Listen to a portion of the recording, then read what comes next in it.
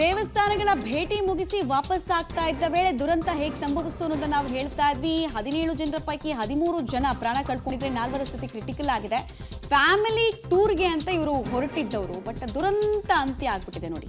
ಮೃತರು ಎಲ್ಲರೂ ಕೂಡ ಸಂಬಂಧಿಕರೇ ಆಗಿದ್ದಾರೆ, ರಿಲೇಟಿವ್ಸ್.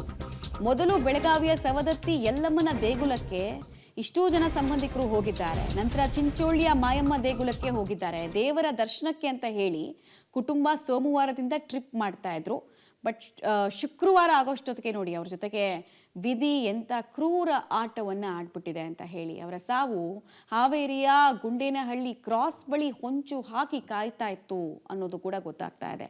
ರಿಲೇಟಿವ್ಸು, ನಾವು ಇಷ್ಟೊತ್ತು ಅಂದ್ಕೊಳ್ತಾ ಇದ್ವಿ ಮೇ ಬಿ ಫ್ರೆಂಡ್ಸು ಅಥವಾ ಒಂದೇ ಊರಿನವ್ರು ಇದ್ದಿರ್ಬೋದು, ಟ್ರಿಪ್ ಪ್ಲ್ಯಾನ್ ಮಾಡಿರ್ಬೋದು ಅಂತ. ಬಟ್ ಒಂದೇ ಕುಟುಂಬಸ್ಥರು ಅನ್ನೋದು ಇನ್ನೂ ಆಘಾತಕಾರಿ. ಆ ಕುಟುಂಬದವರಿಗೆ, ಇವರನ್ನು ಕಳ್ಕೊಂಡಂತಹ ಕುಟುಂಬಗಳಿಗೆ ಒಬ್ಬರು ತಾಯಿ ಇದ್ದಿರಬಹುದು, ಇನ್ನೊಬ್ಬರು ತಂದೆ ಇದ್ದಿರಬಹುದು, ಮಕ್ಕಳಿದ್ದಿರಬಹುದು, ಚಿಕ್ಕಮ್ಮ ಚಿಕ್ಕಪ್ಪ ಈ ಥರ ಸಂಬಂಧಿಕರು ಬಂಧು ಬಳಗದವ್ರನ್ನ ಕಳ್ಕೊಂಡವರಿಗೆ ಇನ್ನೆಂಥ ಆಘಾತ ಆಗಿರುತ್ತೆ ಹೇಳಿ. 13 ಜನ ಸಾವನ್ನಪ್ಪಿರೋದು. ಸಾವಿನ ಸಂಖ್ಯೆ ಇನ್ನಷ್ಟು ಏರಿಕೆ ಆದರೂ ಆಗಬಹುದು ಅನ್ನೋ ಸ್ಥಿತಿ ಸದ್ಯಕ್ಕಿದೆ. ಎಲ್ಲರೂ ಫ್ಯಾಮಿಲಿ ಜೊತೆಗೆ ಟೈಮ್ ಸ್ಪೆಂಡ್ ಮಾಡೋಣ, ರಜೆಯಲ್ಲಿ ದೇವರ ದರ್ಶನ ಮಾಡೋಣ, ಆಧ್ಯಾತ್ಮಿಕ ಶಕ್ತಿಯ ಅನುಭೂತಿಯನ್ನು ಪಡೆಯೋಣ ಅಂತ ಹೇಳಿ ಹೋದವರು ನಿರಂತರವಾಗಿ ದೇವಸ್ಥಾನಗಳಿಗೆ ಸುತ್ತಾಡಿದ್ರು. ಸೋಮವಾರದಿಂದ ಟ್ರಿಪ್ ಶುರುವಾಗಿತ್ತು. ಪಾಪ 3-4 ದಿನ ಬಹಳ ಖುಷಿಯಲ್ಲಿರ್ತಾರೆ. ಯಾಕಂದರೆ ದೇವ್ರ ದರ್ಶನ ಅಂತ ಹೇಳಿದ್ರೆ ಅದೊಂದು ಪಾಸಿಟಿವ್ ವೈಬ್ರೇಷನ್ನು. ನೆಮ್ಮದಿಯ ಹುಡುಕಾಟಕ್ಕೆ ಅಂತ ನಾವು ಸಾಮಾನ್ಯವಾಗಿ ದೇವರ ದರ್ಶನಕ್ಕೆ ಹೋಗ್ತೀವಿ, ಅಥವಾ ಅಂದ್ಕೊಂಡಿದ್ದು ಈಡೇರಿದ್ದಕ್ಕಾಗಿ ದೇವರ ದರ್ಶನಕ್ಕೆ ಹೋಗ್ತೀವಿ. ಪಾಪ ಏನು ಖುಷಿಯಲ್ಲಿದ್ರು, ಯಾವ ರೀತಿ ಫ್ಯಾಮಿಲಿ ಟೈಮನ್ನು ಸ್ಪೆಂಡ್ ಮಾಡ್ತಾ ಇದ್ದೀವಿ ಅನ್ನುವಂತಹ ಖುಷಿ ಇತ್ತು. ಆ ಖುಷಿಯನ್ನೆಲ್ಲ ಕಸಿದು ಬಿಟ್ಟಿದೆ. ಹಾಗೂ ಫ್ಯಾಮಿಲಿಗಳಿಂದ ಇವರನ್ನ ದೂರ ಮಾಡಿಬಿಟ್ಟಿದೆ ವಿಧಿ. ಪಾಪ ಕಾಯ್ತಾ ಇದ್ರು, ಇನ್ನೊಂದು 2-3 ಗಂಟೆ ಹೋಗ್ಬಿಟ್ಟಿದ್ರೆ ತಮ್ಮ ಮನೆಗಳಿಗೆ ರೀಚ್ ಆಗಿಬಿಡ್ತಾ ಇದ್ರು. ಆದರೆ ವಿಧಿಯ ಕ್ರೂರ ಆಟಕ್ಕೆ ಅಸುನೀಗಿದ್ದಾರೆ 13 ಜನ. 9 ಜನ ಮಹಿಳೆಯರಿದ್ರು ಅದರಲ್ಲಿ. ಇದು ತುಂಬ ಬೇಜಾರಾಗುವಂತಹ ವಿಚಾರ. 70% TT-ನಲ್ಲಿ ಇದ್ದವರು ಈಗಿಲ್ಲ.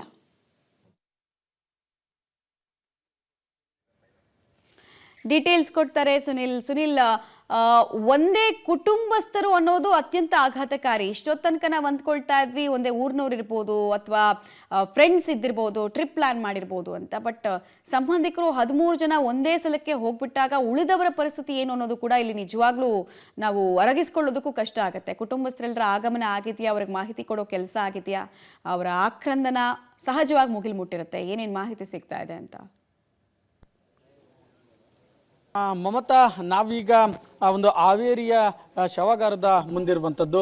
ಇಲ್ಲಿ ನೋಡ್ಬೋದು, ಈಗಾಗಲೇ ಮಾಹಿತಿ ಸಿಕ್ಕಂಥ ಕುಟುಂಬಸ್ಥರು ಸ್ಥಳಕ್ಕೆ ಬರ್ತಾ ಇದ್ದಾರೆ. ಬಾಡಿಯನ್ನು ಐಡೆಂಟಿಫೈ ಮಾಡುವಂತಹ ಕಾರ್ಯ ಕೂಡ ನಡೀತಾ ಇದೆ. ಯಾರು ನೀವು ಹೇಳಿದಂತೆ ಈಗ ಮಾಹಿತಿ ಲಭ್ಯ ಆಗ್ತಿರೋದು, ಒಂದೇ ಕುಟುಂಬದವರು ದೇವಸ್ಥಾನಕ್ಕೆ ತೆರಳಿದ್ರು, ದೇವರ ದರ್ಶನವನ್ನು ಪಡೆದು ವಾಪಸ್ ಬರುವಾಗ ಈ ರೀತಿಯಾಗಿ ಆಗಿದೆ ಅನ್ನೋ ಮಾಹಿತಿ ಲಭ್ಯ ಆಗಿರುವಂಥದ್ದು. ಇಲ್ಲಿ ದೃಶ್ಯಾವಳಿಗಳು ನೋಡ್ಬೋದು. ಮತ್ತೊಂದು ಕಡೆ ಪೊಲೀಸ್ ಸಿಬ್ಬಂದಿಯೂ ಕೂಡ ಇಲ್ಲಿ ಸ್ಥಳದಲ್ಲಿ ಈ ಶವಾಗಾರದ ಮುಂದಿರುವಂಥದ್ದು. ಯಾಕಂದರೆ ಆ ಬಾಡಿಗಳ ಮಾಹಿತಿಯನ್ನು ಪಡಿಬೇಕಾಗಿದೆ, ಅವರಿಗೆ ಆ ಸಂಬಂಧಿಕರಿಗೆ ಮಾಹಿತಿಯನ್ನು ನೀಡಬೇಕಾಗಿರುವಂಥದ್ದು.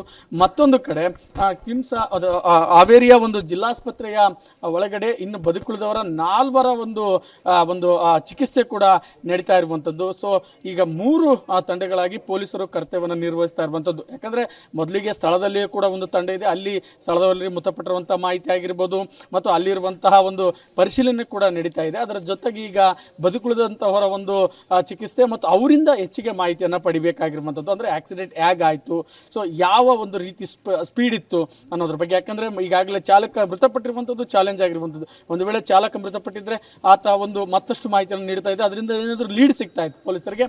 ಆದರೆ ಮುಂದೆ ಇರುವಂಥ ಚಾಲಕ ಅವನು ಕೂಡ, ಅಂದರೆ ಲಾರಿಯಲ್ಲಿದ್ದ ಚಾಲಕ ಮಲಗಿದ್ನ ಅಥವಾ ಆ ವೇಳೆ ಇಳಿದು ಎಲ್ಲಿಗಾದರೂ ಹೋಗಿದ್ನ ಅನ್ನೋದು ಈಗ ಪರಿಶೀಲನೆ ತನಿಖೆ ಕೂಡ ನಡೀತಾ ಇರುವಂಥದ್ದು.